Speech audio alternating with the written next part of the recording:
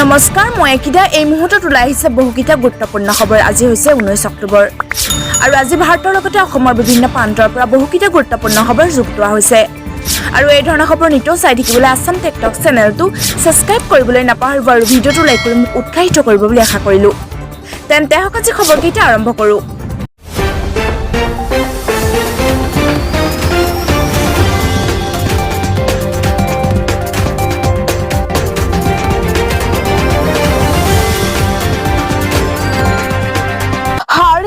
প্ৰাক্তন ভাৰতীয় ক্ৰিকেটাৰ যুৱৰাজ সিঙক গ্ৰেফতাৰ। অনুসূচিত জাতিৰ বিৰুদ্ধে অপমানসূচক মন্তব্য কৰাৰ অভিযোগত দাখিল কৰা এক অভিযোগত গ্ৰেফতাৰ কৰা হৈছে প্ৰাক্তন ক্ৰিকেটাৰ যুৱৰাজ সিঙক। হাৰিয়ানাৰ হাঞ্চিত হিছাৰ আৰক্ষীয়ে প্ৰাক্তন ক্ৰিকেটাৰ যুৱৰাজ সিঙক গ্ৰেফতাৰ কৰে। হাঞ্চি সদৰ থানাত যুৱৰাজ সিঙৰ বিৰুদ্ধে এটা গোচৰ ৰুজু কৰা হৈছিল। আৰু এই অভিযোগ মতে যুৱৰাজ সিঙে বিগত বৰ্ষত ৰোহিত শৰ্মাৰ সৈতে এক অনলাইন বাৰ্তালাপত যুৱেন্দ্ৰ চাহালক লৈ অনুসূচিত জাতিৰ প্ৰতি অপমানসূচক মন্তব্য কৰিছিল। আৰু হিছাৰ আৰক্ষীয়ে প্ৰাক্তন ক্ৰিকেটাৰগৰাকীক গ্ৰেফতাৰ কৰাৰ পাছতে এই সম্পৰ্কে সোধা পোছা কৰে। আৰু ইয়াৰ পাছতে উচ্চ ন্যায়ালয়ৰ নিৰ্দেশত যুৱৰাজ সিঙক জামিন প্ৰদান কৰি মুকলি কৰি দিয়া হয়। আৰু এই ঘটনা সম্পৰ্কে কিছুদিন পূৰ্বে উচ্চ ন্যায়ালয়ে যুৱৰাজ সিঙক অগ্ৰিম জামিন প্ৰদান কৰিছিল। শনিবাৰে যুৱৰাজ সিঙক আৰক্ষীয়ে নিয়ম মাফিক গ্ৰেফতাৰ কৰিছিল আৰু 3 ঘণ্টা পাছতে মুকলি কৰি দিয়ে। হজৰতক লৈ কৌতু মন্তব্য। সত্য ৰঞ্জন বৰাৰ বিৰুদ্ধে গোচৰ ৰুজু। তথাকথিত হিন্দুত্ববাদী নেতা সত্য ৰঞ্জন বৰাৰ বিৰুদ্ধে গোলাঘাট সদৰ আৰক্ষী থানাত গোচৰ ৰুজু কৰিছে আমছুৱে। সামাজিক মাধ্যমত ইছলাম ধৰ্মাৱলম্বী লোকসকলৰ লগতে হজৰত মহম্মদ সম্পৰ্কে বিতৰ্কিত মন্তব্য কৰাৰ পাছতে সত্য ৰঞ্জন বৰাৰ বিৰুদ্ধে জাঙুৰ খাই উঠিছে এতিয়া গোলাঘাট আমছু। গোলাঘাট জিলা আমছুৱে অসমৰ 7ম পুৰুষীয়া শান্তি সম্প্ৰীতি বিনষ্ট কৰিব বিচৰা তথা ভাতৃঘাতী সংঘৰ্ষক উচতনি দিয়া সত্য ৰঞ্জন বৰাৰ বিৰুদ্ধে সদৰ আৰক্ষী থানাত এটা গোচৰ ৰুজু কৰিছে। আৰু আমছুৱে 24 ঘণ্টাৰ ভিতৰত সত্য ৰঞ্জন বৰাক গ্ৰেফতাৰ কৰাৰ বাবে অসম আৰক্ষীক দাবী জনাইছে।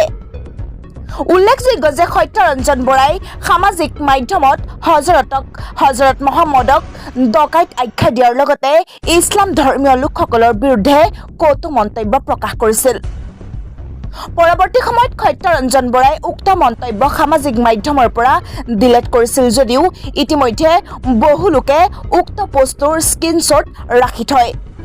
অসম ৰক্তাক্ত কৰাৰ ব্লুপ্ৰিণ্ট ISI অল কায়দাৰ টাৰ্গেট ৰেল ষ্টেচন বাছ আস্থান ধৰ্মীয় অনুষ্ঠান।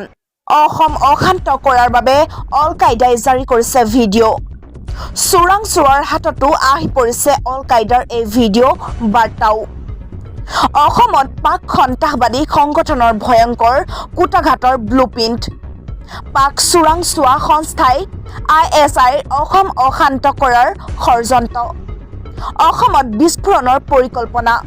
অল কায়দাৰ চোৰাংচোৱাৰ তথ্য লাভৰ পিছতে এতিয়া প্ৰতিখন জিলাৰ আৰক্ষী অধীক্ষকলৈ জৰুৰী বাৰ্তা প্ৰেৰণ কৰা হৈছে। আৰু অসম অশান্ত কৰাৰ বাবে অল কায়দাই জাৰি কৰিছে এই ভিডিঅ'। চোৰাংচোৱাৰ হাততো আহি পৰিছে অল কায়দাৰ এই ভিডিঅ' বাৰ্তা। অল কায়দাৰ এছ চাহিব শীৰ্ষক ভিডিঅ' বাৰ্তা প্ৰকাশ। গৰুসুটি কাণ্ডক লৈ বোমা বিস্ফোৰণৰ ষড়যন্ত্ৰ পাক সন্ত্ৰাসবাদী সংগঠনৰ। অসম আৰু কাশ্মীৰত জেহাদৰ আহ্বান মৌলবাদী সংগঠনটোৰ। জনসমাগম হোৱা স্থান ৰেল ষ্টেচন বাছ আস্থান ধৰ্মীয় অনুষ্ঠান আদিত বিস্ফোৰণৰ ভাবুকি। IED তথা বোমা বিস্ফোৰণৰ ভাবুকি ISI অল কায়দাৰ। অসমত সংখ্যালঘুৰ ওপৰত হোৱা অত্যাচাৰৰ বিৰুদ্ধে এই ভাবুকি প্ৰদান কৰিছে। ভৱিষ্যতে অসমীয়া ভাষা থাকিবনে? অসমীয়া ভাষা মচি তাৰ ঠাইত বাংলা লিখোন। কলা ৰঙেৰে মচি পেলালে অসমীয়া ভাষা। অসমীয়া ভাষা ব্যৱহাৰ কৰিবলৈ দিয়া নহ'ব বুলি হুংকাৰ। বৰাকত অসমীয়া চলিব না, অসমীয়া লিখোন। এই হুংকাৰ বাংলা ডেমক্ৰেটিক ইউথ ফ্ৰণ্ট আৰু ABYS নামৰ বৰাকৰ দুটা সংগঠনৰ বৰাকৰ শিলচৰ ৰেল ষ্টেচনৰ সন্মুখত থকা জল জীৱন মিছনৰ এখন অসমীয়া ভাষাৰ চৰকাৰী ফলক কলা ৰঙেৰে মচি তাৰ ঠাইত বাংলা ভাষা ব্যৱহাৰৰ হুংকাৰ সংগঠন দুটাৰ দেওবাৰে দিনৰ ভাগতে সকলোৰে সন্মুখতেই এনে কাম কৰি সংগঠন দুটাই অসমীয়া ভাষাৰ পোষ্টাৰ বৰাকত ব্যৱহাৰ কৰাৰ তীব্ৰ প্ৰতিবাদ সাব্যস্ত কৰে বঙালী সংগঠন দুটাৰ মতে বৰাকত অসমীয়া ভাষাৰ পোষ্টাৰ ব্যৱহাৰ কৰি তেওঁলোকে বঙালী জাতিৰ লগতে বাঙালী ভাষাক অপমান কৰিছে যি কাৰ্যৰ পিছতে সমগ্ৰ ৰাজ্যজুৰি তোলপাৰ লাগি গৈছে সকলোৱে মন্তব্য কৰিছে অসমতে অসমীয়া ভাষাই লাগি কোনোৱে আকৌ কৈছে যে এয়া অতিকে দুৰ্ভাগ্যজনক অসমীয়া ভাষাক কলা ৰং খানি দুঘুৰ অপমানেয়া 1961 চনৰ ভাষা আইনৰ পিছত অসমতেই বৰ্তমানে অসমীয়া ভাষাৰ এই অৱস্থা চৰকাৰৰ বিশেষ ভাষা প্ৰীতিয়ে এতিয়া অশনি সংকেত আনিছে নেকি অসমীয়া ভাষালৈ অসমীয়া ভাষাৰ অস্তিত্বক লৈ আকৌ অশনি সংকেত বৰাক উপত্যকাৰ দুটাকৈ বঙালী সংগঠনে দেওবাৰে বৰাকত কেৱল বাংলা ভাষাৰ ফলকহে লগাবলৈ দিয়া হ'ব বুলি অসমীয়া ভাষাৰ চৰকাৰী ফলকৰ অসমীয়া ভাষাত চাই খানি দিয়া কাৰ্যই ৰাজ্যত ভাষিক জাতীয়তাবাদৰ নামত চলা একাংশ দুষ্কৃতিকাৰীৰ ৰাজনৈতিক অভিসন্ধিক পুনৰ পোহৰলৈ আনিছে ৰাজ্যৰ মুখ্যমন্ত্ৰী ডক্টৰ হিমন্ত বিশ্ব শৰ্মাই দুৰ্গা পূজাৰ মাজতে বৰাক উপত্যকা ভ্ৰমণ কৰি অহাৰ পিছতে দেওবাৰে কাছাৰ জিলাৰ দুটা বঙালী সংগঠনে অসমীয়া ভাষাৰ চৰকাৰী ফলকত চাইখানি অসমীয়া জাতীয়তাবাদৰ বিৰুদ্ধে গুজৰি উঠা কাৰ্যই এতিয়া ৰাজ্যজুৰি প্ৰতিক্ৰিয়াৰ সৃষ্টি কৰিছে বহুজনেই কৈছে কাৰ জৰিয়তে বিজেপিয়ে দেখুওৱা এক বিশেষ ভাষা ভাষী লোকৰ প্ৰীতিৰ এয়া বিষময় পৰিণতি বৰাকৰ দুটা বাঙালী সংগঠন ক্ৰমে বৰাক ডেমক্ৰেটিক ইউথ ফ্ৰণ্ট আৰু সদৌ বঙালী ছাত্ৰ যুৱ সন্থাৰ একাংশ নেতাই দেওবাৰে শিলচৰ ৰেল ষ্টেচনত লগাই থোৱা অসম চৰকাৰৰ জল জীৱন মিছনৰ অসমীয়া ভাষাত লিখা ফলকসমূহত চাইখানি অসমীয়া জাতীয়তাবাদ বিৰোধী শ্লোগানেৰে ষ্টেচন চৌহদ উত্তপ্ত কৰি তোলে আৰু অসমীয়া ভাষাৰ চৰকাৰী ফলকত চাইখানি অসমীয়াৰ ভাষিক জাতীয়তাবাদক মুকলিকৈ প্ৰত্যাহ্বান জনোৱা জাতাভিমানী বাঙালীৰ এই আচৰণক এতিয়া ডক্টৰ হিমন্ত বিশ্ব শৰ্মা নেতৃত্বাধীন চৰকাৰখনে কিভাৱে লয় তালৈ অপেক্ষা কৰিছে এতিয়া প্ৰতিজন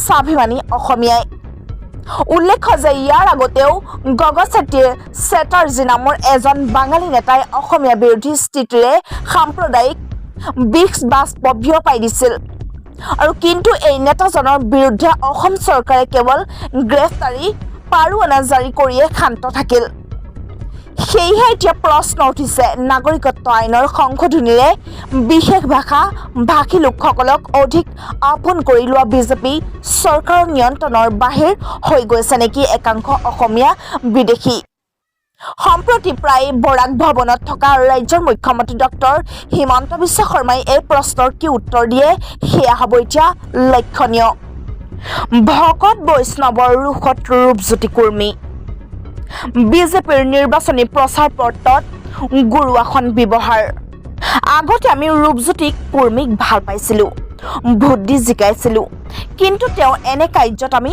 বহুত দুখ পাইছোঁ নিৰ্বাচনৰ প্ৰচাৰত আমাৰ স্বাভিমান গুৰু আসনখন ব্যৱহাৰ কৰিব নালাগিছিল বৰাকত ছাইনবোৰ্ডত অসমীয়া আখৰত কলা ৰং খনাক লৈ ৰাজ্যজুৰি বিতৰ্ক অব্যাহত থকাৰ সময়তে মৰিয়নিতো উপ নিৰ্বাচনৰ প্ৰাক্ষণত ৰূপজ্যোতি কুৰ্মীয়ে অসমীয়া সমাজৰ নামঘৰৰ গুৰু আসনক লৈ কৰা কাণ্ডই বিতৰ্কৰ সৃষ্টি কৰিছে অসমীয়াৰ জাতীয় জীৱনৰ স্বাভিমানৰ প্ৰতীক নামঘৰৰ মণিকূটৰ গুৰু আসনক লৈ বিজেপি দলে কৰা নিকৃষ্ট ৰাজনৈতিক ষড়যন্ত্ৰক লৈ এতিয়া মৰিয়নিত ব্যাপক প্ৰতিক্ৰিয়াৰ সৃষ্টি হৈছে মৰিয়নি উপ নিৰ্বাচনৰ বিজেপিৰ মনোনীত প্ৰাৰ্থী ৰূপজ্যোতি কুৰ্মীয়ে নিৰ্বাচনী প্ৰচাৰত নামঘৰৰ গুৰু আসনখনৰ প্ৰতিচ্ছবি সম্বলিত নিৰ্বাচনী প্ৰচাৰ পুস্তিকাখন ছপা কৰি ভোটাৰৰ মাজত বিতৰণ কৰাক লৈ মৰিয়নিৰ ভকত বৈষ্ণৱ ৰাইজৰ মাজত এতিয়া তীব্ৰ প্ৰতিক্ৰিয়াৰ সৃষ্টি হৈছে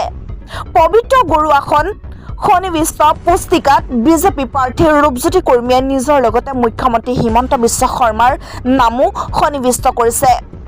মহান গুৰুৱাখনক নিজৰ ৰাজনীতিৰ মজিয়ালৈ আনি গুৰু দুজনাক অপমান কৰাৰ লগতে অসমীয়া সংস্কৃতিৰ আধ্যাত্মিক চিন্তা চৰ্চাকো চৰম কুঠাৰঘাত কৰিছে বুলি ভকত বৈষ্ণৱসকলে ক্ষোভ প্ৰকাশ কৰিছে। তিনিমুখ থকা সাপ সত্যতা দেখি আৰু অধিক আচৰিত হ'ব আপুনিও। প্ৰকৃতিৰ বুকুত ক'ত কিমান জীৱ আছে সেয়া হয়তো বৰ্তমানলৈ আধা সংখ্যকো মানুহৰ দৃষ্টিগোচৰ হোৱা নাই। আচৰিত আচৰিত জীৱৰ বিষয়ে জানি সদায়ে আপ্লুত হৈ পৰে লোকসকল। এইবাৰ তিনিমুখ থকা সাপ দেখি আচৰিত এতিয়া সকলো। গছৰ ডালত তিনিখন মুখ থকা সাপৰ ফটো সামাজিক মাধ্যমত আপলোড হোৱাৰ লগে লগে ভাইৰেল হৈ পৰে। যি প্ৰথমে বৈজ্ঞানিকে ভাবিছিল সেয়া কোনো এক স্বাস্থ্যগত বিসংগতি বুলি।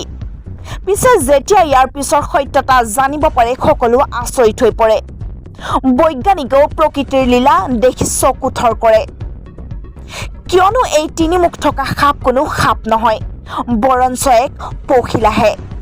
যি পখিলাৰ বিচিত্ৰ পাখিৰ আকাৰ খাইলাখ সাপৰ মুখ। হলে প্ৰজাতিৰ পখিলাৰ পাখি যদি কেতিয়াবা এখন মুখ হয় আকৌ কেতিয়াবা দুখন বা তিনিখনো হ'ব পাৰে। আৰু সেই পখিলাবিধৰ আয়ুসকাল কেৱল মাত্ৰ 2 সপ্তাহ। কেৱল কণী পাৰি বংশ বৃদ্ধি কৰাই সেই পখিলাৰ লক্ষ্য। কিন্তু জীৱন বাটত থাকে বহু বাধা বিঘিনি, যাৰ বাবে ইয়াৰ সংখ্যা একেবাৰে কম আৰু যাৰ বাবেই পাখিৰ আকাৰ সাপৰ দৰে কৰি লয় পখিলাবিধে। এই বিশেষ পখিলাবিধৰ নাম এটাকাছ এটলাছ, যি বিশ্বৰ ভিতৰতে সকলোতকৈ ডাঙৰ প্ৰজাতি হিচাপে গণ্য কৰা হয়। আৰু এই বিশেষ প্ৰজাতিৰ পখিলাবিধ সাধাৰণতে এছিয়া মহাদেশতে পোৱা যায়।